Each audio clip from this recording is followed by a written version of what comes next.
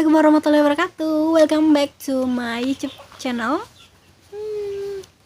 Kita akan melanjutkan buku mengenai The Psychology of Money by Morgan Housel.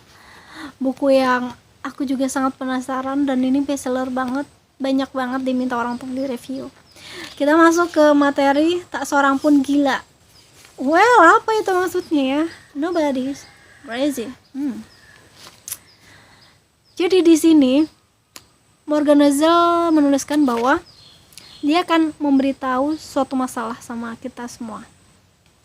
Dan boleh jadi itu akan membuat kita merasa lebih baik mengenai apa yang kita lakukan dengan uang kita dan kurang menghakimi apa yang orang lain lakukan dengan uangnya. Jadi perilaku kita mengenai uang belum tentu tepat menurut orang lain. Kita masing-masing punya sudut pandang yang berbeda dengan berbagai latar belakang yang terjadi. Ya, kita akan bahas nanti di sini. Oke, aku bacain ya. Kamu boleh sambil tiduran, atau sambil melakukan aktivitas apapun, boleh. Santai aja, free aja. HP kamu taruh aja, cukup di loudspeaker aja, dengerin aja aku ngomong apa. Aku review ini, aku baca ini, buku ini buat kita semua supaya kita lebih belajar bertumbuh bersama. Oke? Lanjut ya. Jadi di sini dituliskan bahwa orang melakukan beberapa hal gila dengan uang, namun tak seorang pun gila. Karena menurut kita gila, menurut dia belum tentu gitu loh maksudnya. Paham nggak Kak? Paham ya? Jadi orang dari berbagai generasi dibesarkan berbagai orang tua dengan berbagai pendapatan dan menganut berbagai nilai. Di berbagai bagian dunia, lahir di berbagai ekonomi, mengalami berbagai pasar tenaga kerja dengan berbagai insentif dan berbagai nasib, mendapat berbagai pelajaran. Semua orang punya pengalaman unik mengenai cara kerja dunia. Yang Anda alami langsung lebih meyakinkan daripada yang Anda pelajari secara tak langsung. Benar? Iya.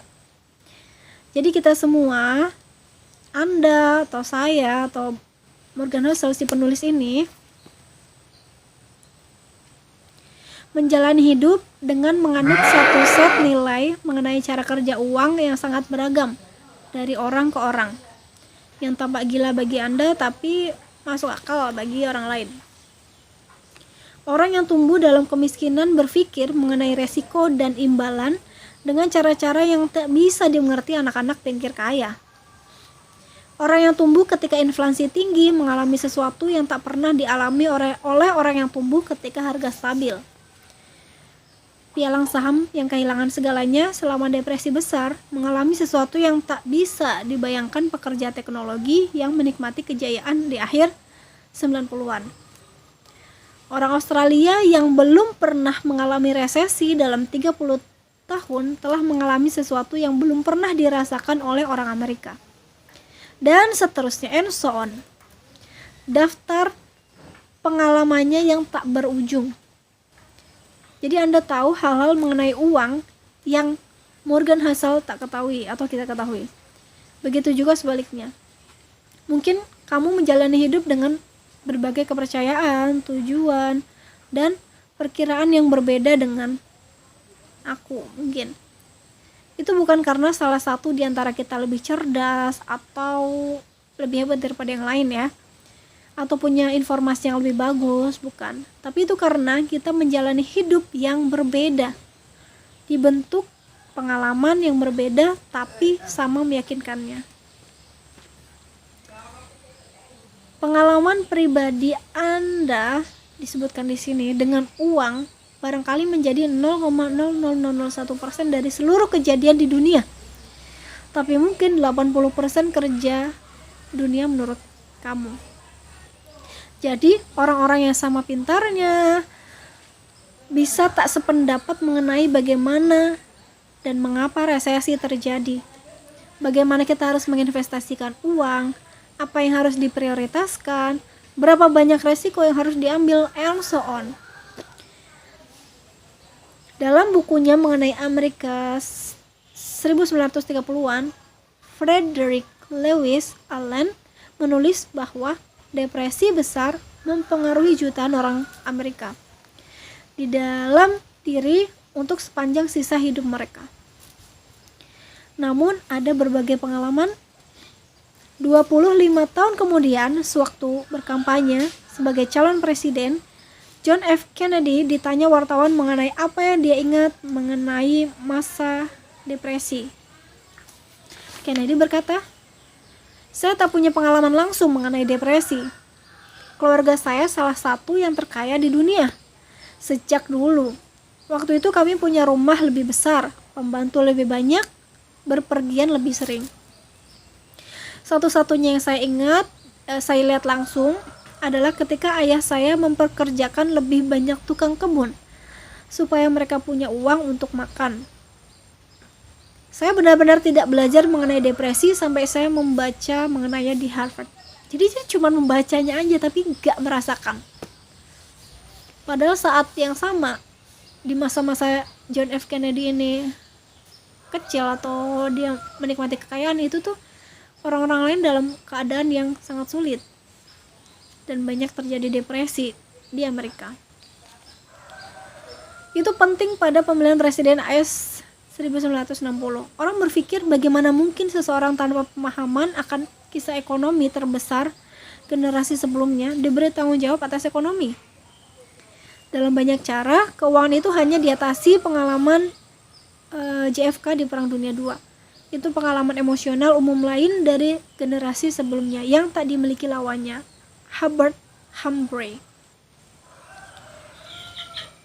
Tantangannya bagi kita adalah bahwa belajar atau seterbuka apapun pikiran kita tidak bisa benar-benar menciptakan kembali kekuatan dan ketidakpastian. Saya bisa membaca sebagaimana rasa kehilangan segalanya selama depresi besar. Namun, saya tak punya bekas luka emosional orang-orang yang benar-benar mengalaminya, dan orang yang menjalaninya tidak bisa mengerti mengapa orang seperti saya dapat berbuat serampangan dalam hal-hal seperti memiliki saham. Kita melihat dunia melalui lensa yang berbeda. Program spreadsheet bisa membuat model frekuensi sejarah kejatuhan besar pasar saham.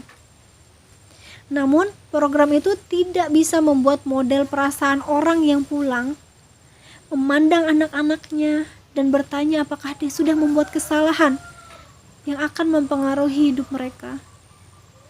Belajar sejarah membuat Anda merasa seolah mengerti sesuatu. Namun, sampai Anda menjalannya dan merasakan konsekuensinya secara pribadi, boleh jadi nih Anda atau kamu nih tak cukup memahaminya sampai mengubah perilaku. Kita semua berpikir kita tahu cara kerja dunia, namun kita semua hanya mengalami sebagian kecilnya saja.